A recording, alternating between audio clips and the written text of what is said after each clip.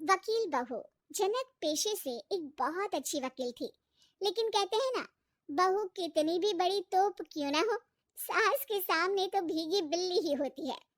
अरे जनक, क्या बात है, आज रोटी नहीं मिली अभी तक। ये तेरा कोर्ट नहीं है जो आज फैसला ना हुआ तो कल की तारीख मिल जाए। रोटी तो रोज वक्त में चाहिए। हाँ माँ जी, रोटी तो कब की बन गई। मैंने आपको कहा तो खाना खाने के लिए, आपने शायद सुना नहीं होगा। ओहो हो, जज नहीं हूँ मैं तेरे कोर्ट की, सास हूँ सास। कोई दलील फालतू की मत देना यहाँ।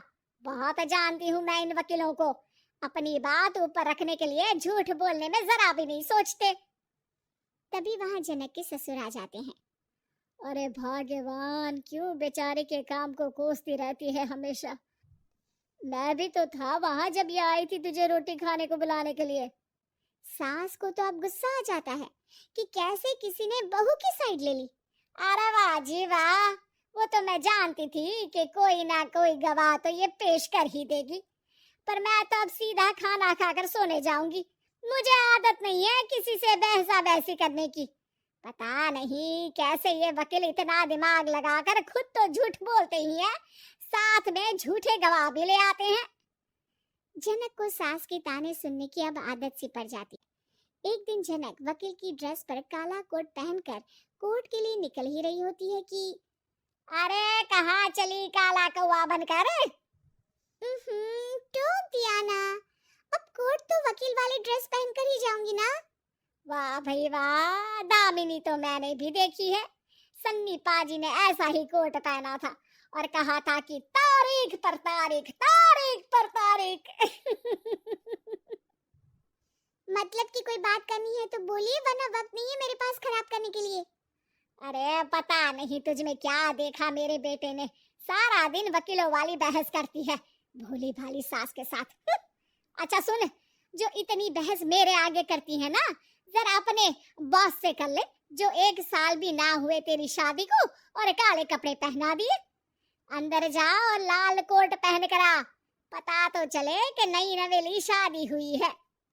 अरे माँ जी, कोर्ट में मेरा बॉस क्या करेगा, ये तो पूरे देश की ड्रेस है वकीलों के लिए। लेकिन सास तो ठहरी सास। अच्छा, तो कोई जरूरत नहीं है 2-4 साल कोर्ट जाने की, शादी थोड़ी पुरानी हो जाए तब इजाजत दे दूंगी मैं तुझे काले कपड़े पहनने की। अब क्या था, मन मारकर जनक को लाल रंग का कोट पहनकर कोर्ट जाना पड़ता है। उसके जाने के बाद आहा, बढ़िया, ये पूरे देश की ड्रेस की बात करने वाली, अरे पहना दिया ना लाल कोट। अब सास आए दिन या तो जनक को उसके काम का ताना देती या फिर उसका काम छुड़वा देने की धमकी।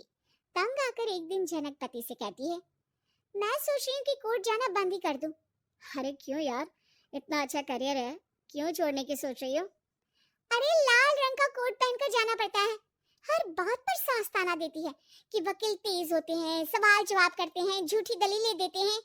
अरे तो ठीक है ना, वो जो कहती है अपनी समझ से कहती है, लेकिन तुमको तो पता है ना कि सच्चाई क्या है।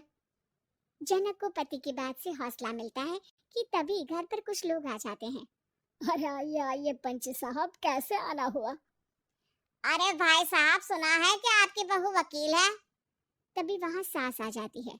हाँ है तो, लेकिन क्या हुआ, फिर कहीं बहस कराई क्या?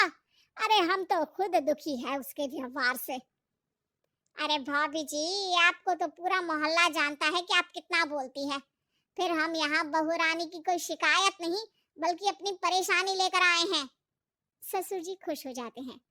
हाँ हाँ, मैं भी बहू को बुलाता हूँ। जनक वहां आती है, सबको नमस्ते करके बैठ जाती है। बहू रानी, हमारे गांव में बड़ी मुसीबत आ गई है, अब तो पूरे गांव की जिम्मेदारी मानो तुम्हारे कंधों पर है। अरे ना ना, इससे तो घर की जिम्मेदारी पूरी नहीं होती, ये गांव की जिम्मेदारी क्या लेगी? भाभी जी आप चुप हो जाओ, यहाँ पढ़े लिखे लोगों की बात हो रही है। आप जाओ, जरा रसोई से सबके लिए चाय लेकर आओ। मैं कॉफी लूंगी। हाँ हाँ, वकील साहिबा के लिए कॉफी। सास सर पैर सब पटक कर वहां से निकल जाती है। बहू, गांव में पानी नहीं आ रहा है, पड़ोसी राज्य ने हमारा पानी रोक रखा है। इसका मामला तो बड़े कोर्ट में चलेगा पंच जी, लेकिन ऐसा क्यों? वो राज्य हम लोगों से पानी के पैसे मांग रहा है। अब आधे गांव में पानी की सप्लाई खत्म हो गई है बहुरानी। अच्छा पंच साहब, बात गांव की है तो मैं जरूर केस लड़ूंगी। यहाँ एक बार फिर सास की एंट्री हो जाती है। अरे वाह जी वाह, ये काम करवा लो, आप हमारी बहू से बहुत अच्छा करती है। मैं हूँ सीधी सादी सास। इस लड़की ने कैसे लड़ लड़ कर मुझे साइड कर रखा है, ये तो अब आपको पता चल ही जाएगा। अरे भाभी जी, आपकी आवाज तो पूरे गांव को सुनाई पड़ती है जब आप बहू रानी को सुंदर वचन सुना रही होती हैं। अरे वकील बहू मिली है, फक्र करो फक्र। हाँ जी हाँ, सारी फक्र तो हम लोग ही करें।